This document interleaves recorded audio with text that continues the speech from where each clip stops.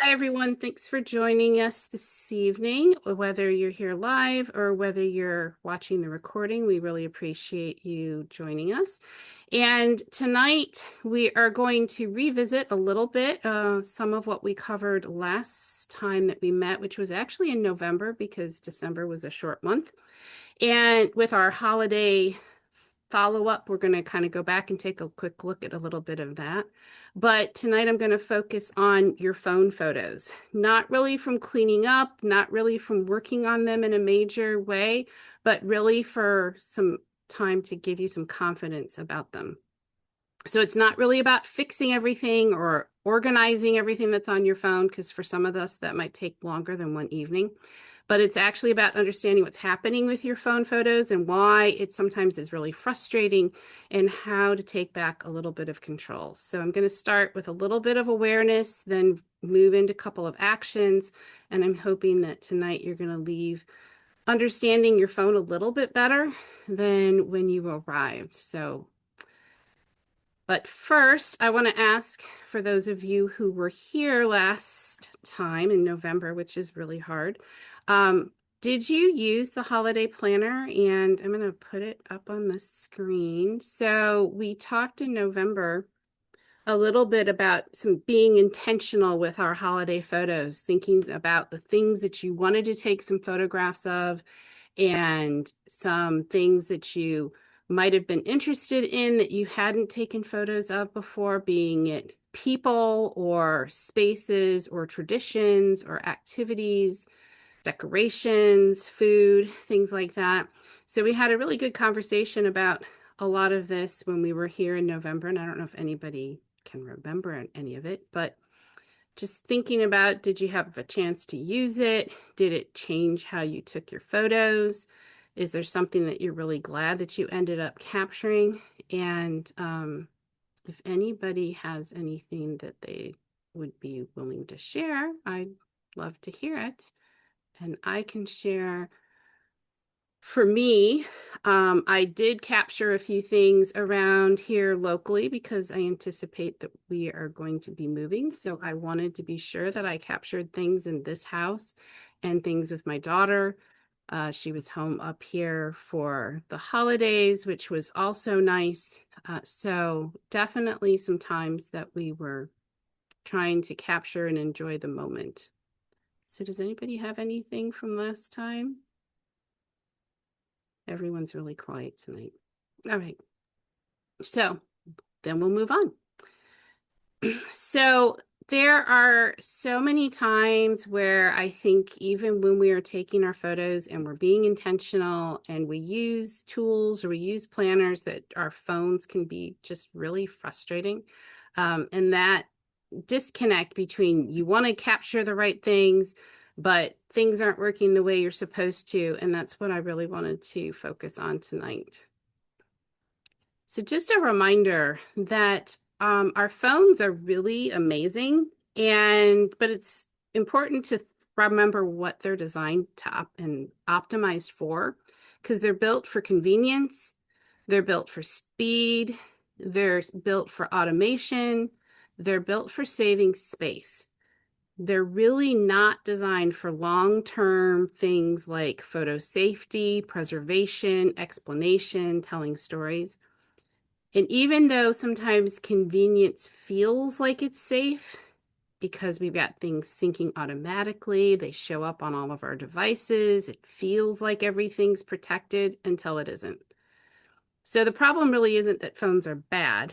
The problem is that we don't get a good explanation of the trade-offs that are being made for when they're trying to optimize speed for us.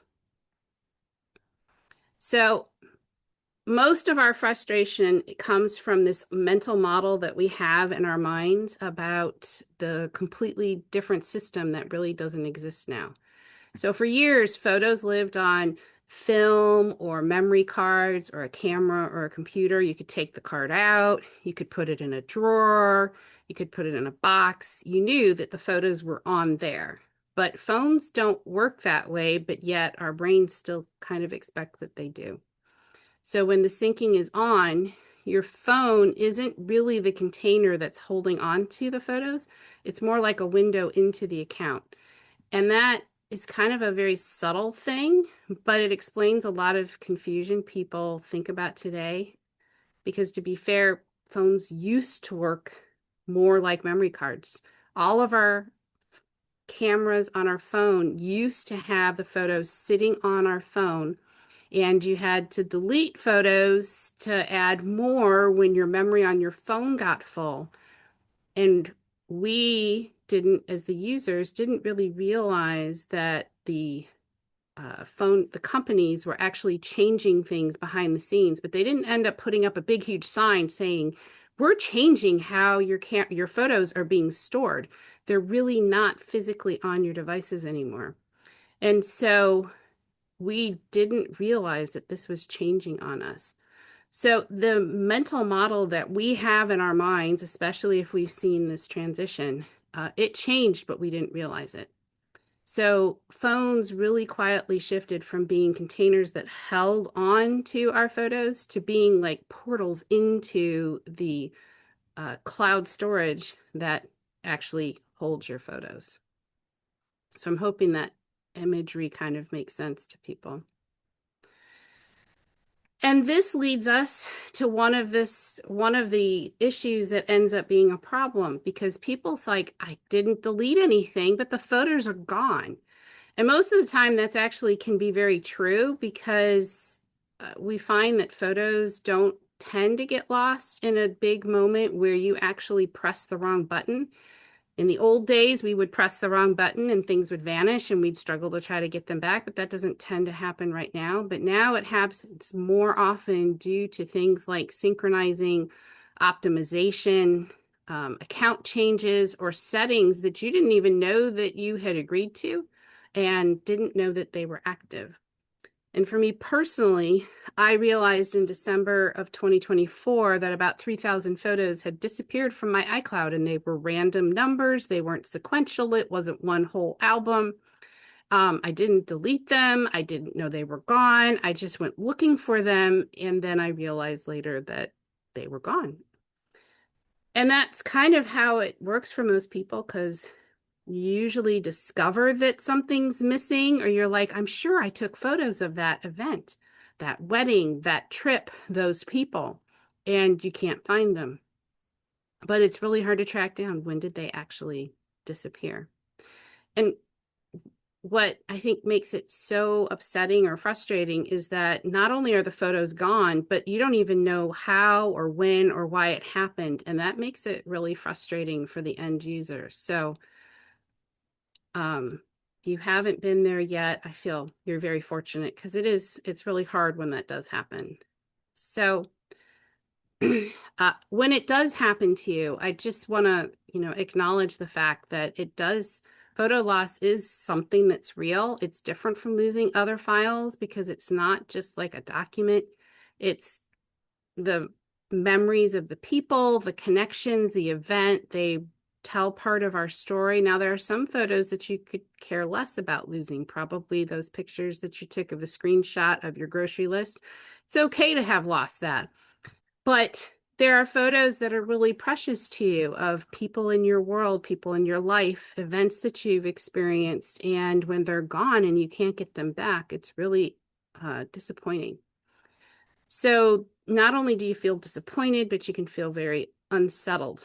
And you start questioning, okay, how do I prevent this from happening again? And what am I doing wrong? How do I do it better? Is there any place that I might actually have those photos? Did I send them to somebody else? How do I get them back? And unfortunately, there's just typically no alert that says something changed, so you just don't even know. But many people who haven't lost anything or haven't realized they've lost something, they tell themselves that if there were a problem, I would know about it. But unfortunately, not knowing about it doesn't mean nothing's happening. It just means that maybe it's not being explained. So I want to talk about some common assumptions, and these are assumptions that a lot of people have, and that's where we find kind of a disconnect. So some of the most common things are that the first one is sync equals backup. So if photos show up on multiple devices, it feels like they must be backed up, but that's not really true.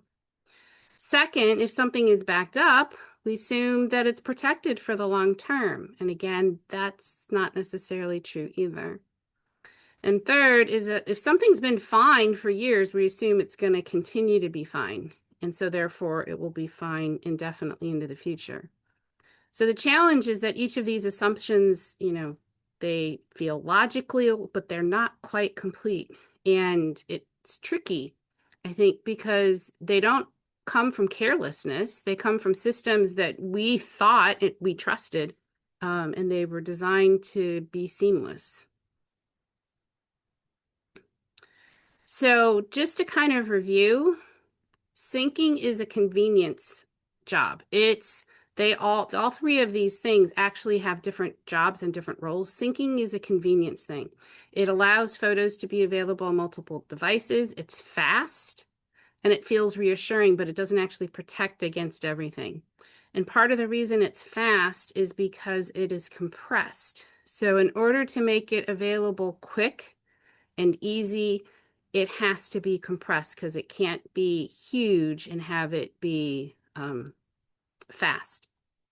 So then backup is about recovery. It's what helps you get files back if something goes wrong, but it doesn't actually add permanence to it. It doesn't necessarily add organization tools or context, but backup is very different than syncing. And then archiving is different from both of those. It's intentional. It's about deciding what really matters, preserving it with context, and keeping it accessible over time. And most people think that they have all three, and they're very disappointed to learn that they actually only have one. Sometimes they have two. And understanding that difference between these three different things is what is going to help you stop relying on the assumptions and hopefully make some intentional choices about what you're doing. But unfortunately, this becomes more confusing because when phones updates, they change the settings on here and how all this behaves.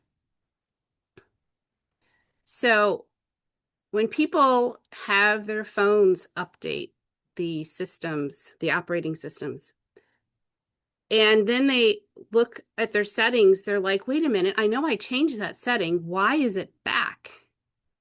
It's because of the update actually does two things. It fixes problems and it adds new features. But updates also do a couple of other things. They reset the defaults and they introduce some new assumptions. And those assumptions are designed for what works best for the largest number of users right now, having nothing to do with the system or your methodology that you've been using. So let me just repeat that. They update and change settings to what works best for the largest number of users, which may have nothing to do with the settings that you like to have. And that explains why things like live photos turn back on, even though you turned them off. You might have photo formats revert like HEIC to JPEG, or your storage settings change. Or sometimes just behavior feels different. You can't find things. They're not in the same places. It's because all of that changes after an update. And I think the hardest part is updates don't explain to us what changed or why it changed or let you know that they restored all of these settings to defaults or what that long-term impact might be. So sometimes it feels very confusing after an update, but it's not you. It's just that rules are kind of quietly changing in the background. So does that make sense to people? Okay, good. So let's think about some of these settings, and I just want to address some of them because I'm going to end up having you go in and taking a look at your phone because there were some updates not too long ago. But I want to make certain that I'm clear and that you know what these things are. So the first thing is your photo format. So HEIC is a newer format. and it creates smaller file sizes. Phones really like it because it saves space. JPEG is an older format, but it's still universally readable, and almost every device and program can open it. So it's really not about quality between the two. It's really about compatibility. So JPEG is the compatible format. HEIC is newer and it's a smaller file size, but not everything can read HEIC yet.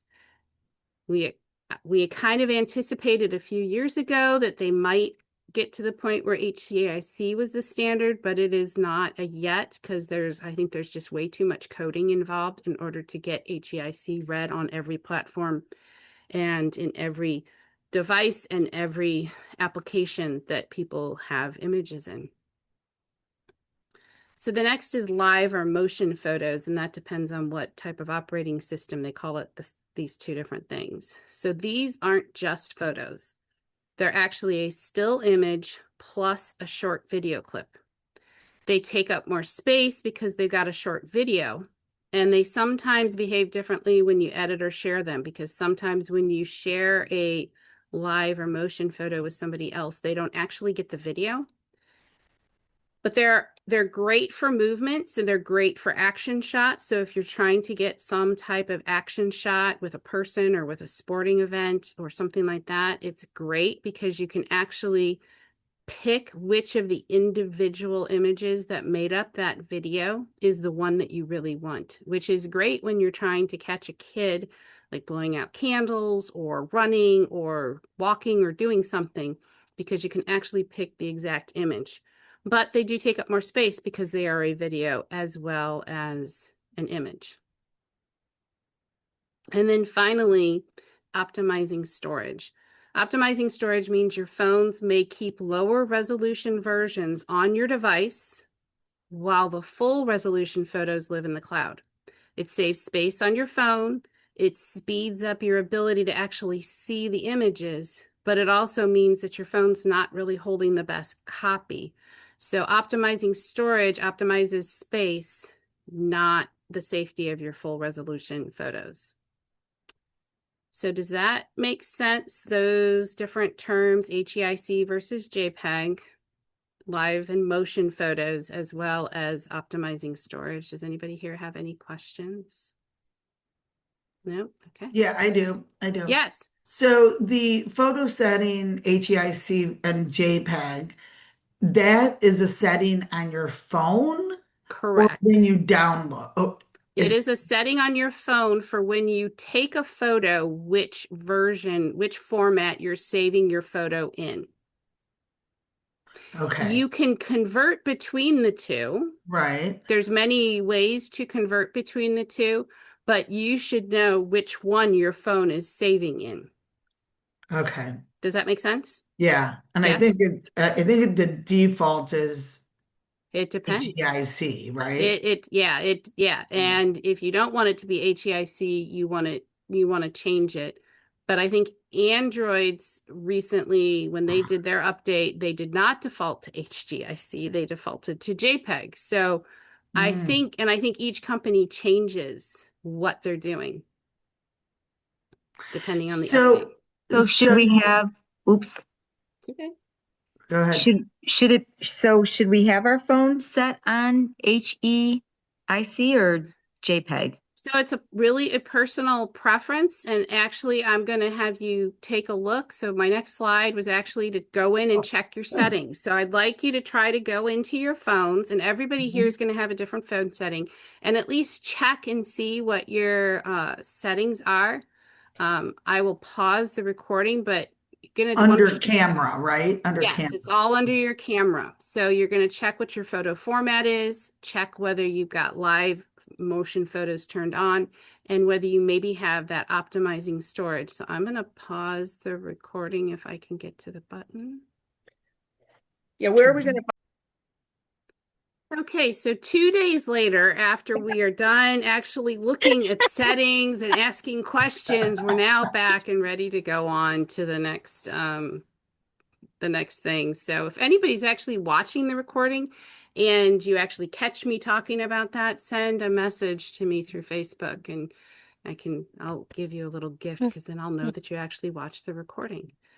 So I'm not even going to ask this. This was my next slide about, did anything surprise you about it? And I think it was very interesting as we were talking off the recording about where are the settings? They're different for different phones, not only different phone manufacturers, but different versions of operating systems on the same type of phone. So finding the settings is still a little bit of a challenge, but we can keep on addressing that and taking a look at it. But also it should remind us that every time they do an update to the operating system on our phone, that hopefully it will trigger a little warning in your brain to say, I probably need to go and look at my settings. And if I don't know where to find them, that's when we're going to do some investigation, maybe using like ChatGPT to try to find out, saying, where are these settings now? Because they moved.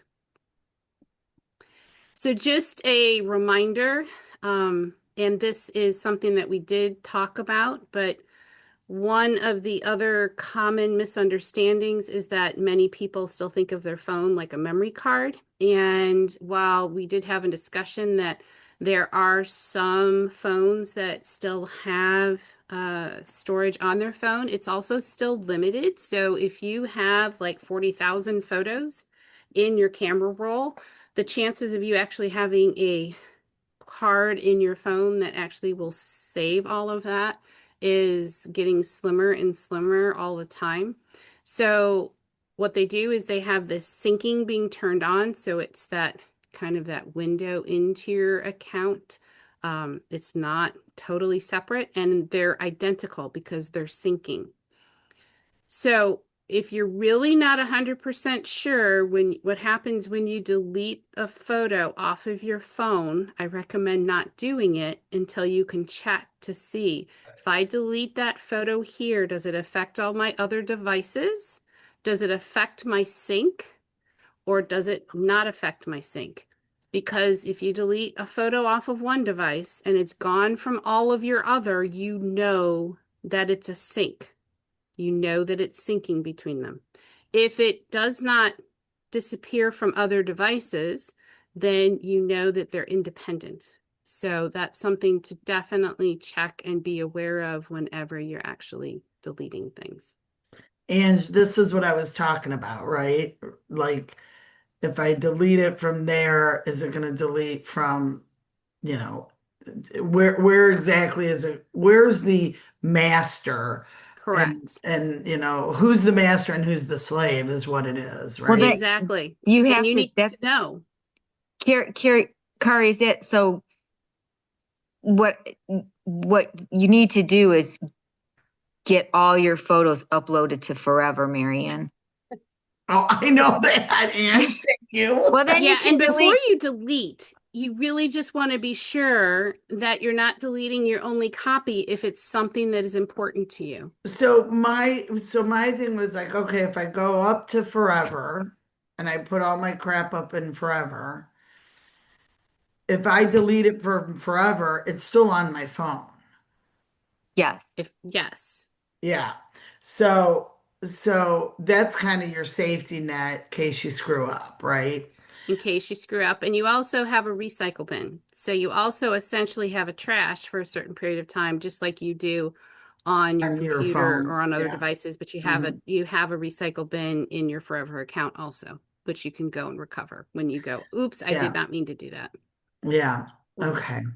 Yeah, Yep. and at one time I was curious about the whole syncing, and I did that. I just delete one photo that I didn't want anyway, and I went up to the cloud and I went to the devices and I just said, what is it doing? So I wanted to know. Mhm. Right? And that's really what I think Kari was saying is find out, find out what it's Yeah. doing with something. Use a photo that's not, critical. Right, Right. Yeah, take a picture of the floor. I mean, I've done that on my, by mistake anyways. You take a picture of the random concrete outside when you didn't intend to.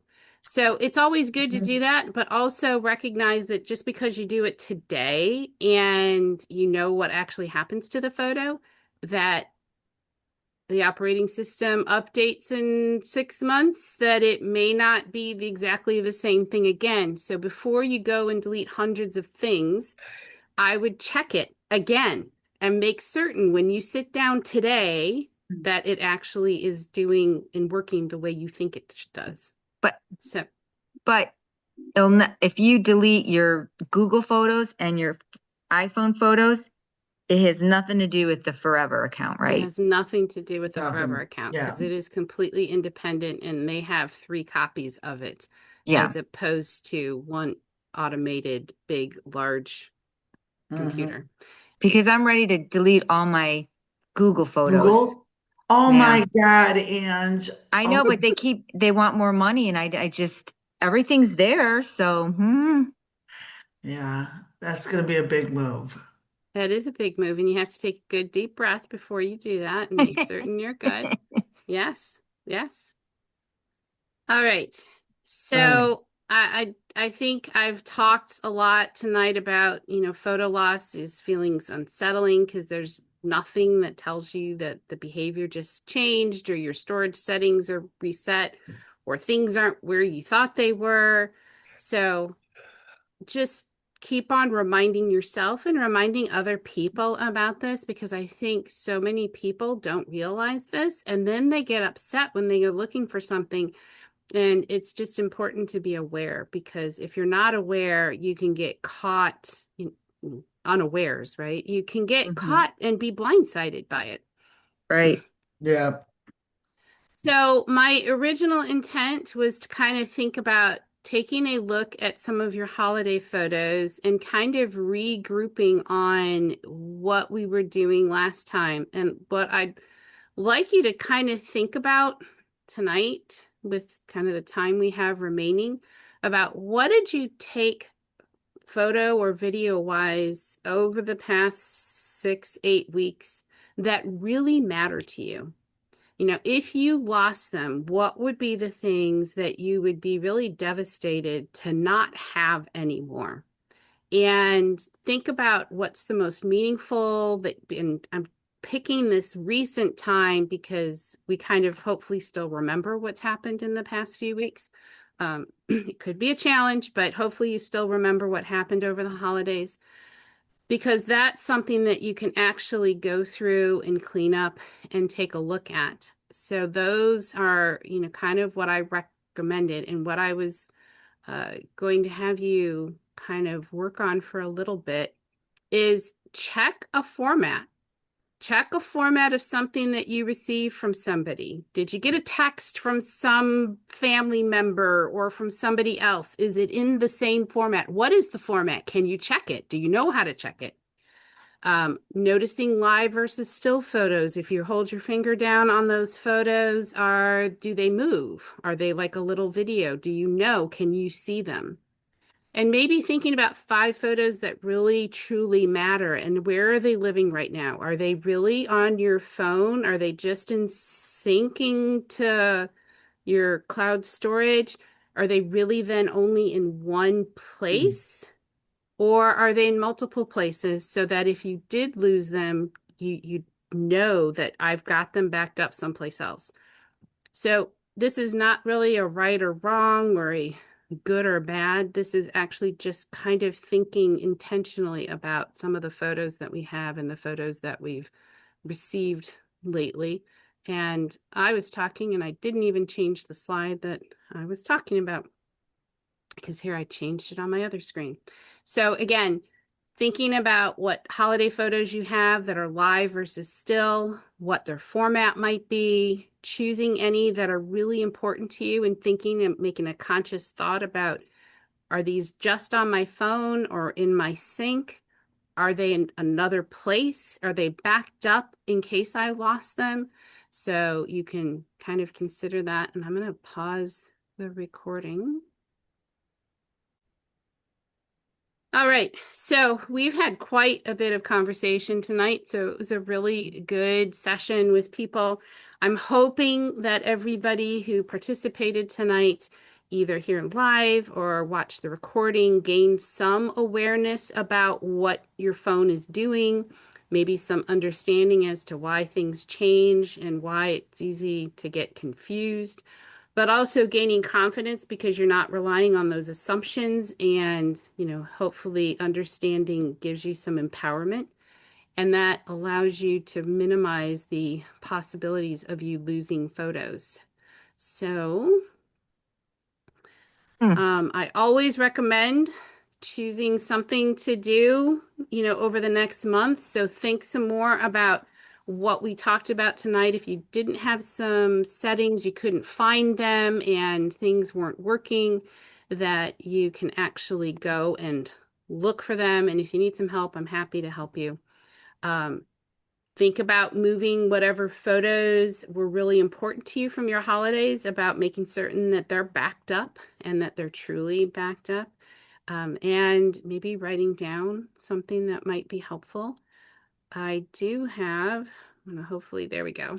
So Consistently Creative Croppers, our Zoom schedule for the rest of the month. So on January 14th, we have a project recipe class. On the 21st, we are going to be assembling the monthly page kit 1. And it doesn't matter if you actually have the page kit. We actually put together instructions and dimensions. So if you want to use your stash of paper or you want to do any of these digitally, you can do that. It's a great time to just come and hang out with us, even if you aren't doing your project, because we've had people come and join us in cleaning out their scrapbook area or going through photos or whatever they needed to do, but you're always welcome. And on the VIP class will be another layout picked by the person who is hosting that night. And all the classes are open to everyone except for the VIP class. And everybody who is here is actually a VIP. So you should have gotten information about that. And I'm going to minimize that. What makes you a VIP? Being a customer of one of the 3 hostesses. Oh, yeah. Okay, good. Yep. So a couple of other things to just note that are coming up is that next month the theme is going to be based on this book about Love It and Let It Go. And Forever had actually created a meme for this topic. And so we're going to be talking about taking photos of things that you have in your home. We did one last year where there were some things that were like family heirlooms that were important to our families, but these are going to be things that we're maybe thinking about. Maybe we don't need to keep those things, and just thinking about the process of doing that and how to organize those photos and maybe letting go of some physical items that we have. And then a couple of other things that we have coming up this month. So Forever is offering a free virtual event called Fresh Start, and it is next Tuesday, January 13th from 8 to 9, and that is available to anybody, and that you can register for it. If you register for it and are unable to attend live, the recordings will be sent out to everybody who registered. So even if you can't join us live, you can actually get the recordings, and it's always a great thing to do. And I believe one of our senior executive ambassadors is hosting this one. It will be really good. And then I am co-hosting Photo Boot Camp with some other Forever ambassadors. It'll be starting January 20th. It's 7:30 to 8:30 p.m. on Tuesday nights, and a number of people who are here actually joined us for the last series in the fall before the holidays. And it is a great way and some methodology for getting a handle on your photos and getting an organizational system that'll work for you. We do a teaching session one week, and then the next week is a work session, and you can come and ask questions. And I think a lot of people got a lot out of it. If you've joined us for that before, you are welcome to join us again, and you do not need to pay the fee. And if you need any of the information, you can always reach out to me. And I think that's everything that we have coming up, and that's an awful lot. So I want to say thank you so much, everybody, for your time tonight talking about your phone photos. Hopefully some of the confusion is not as confusing, but you have a little bit of confidence about some of the terminology and some of the settings and why things can get kind of chaotic for us or frustrating for us. And I really appreciate everybody's time tonight. So thank you so much. Excellente. I Great like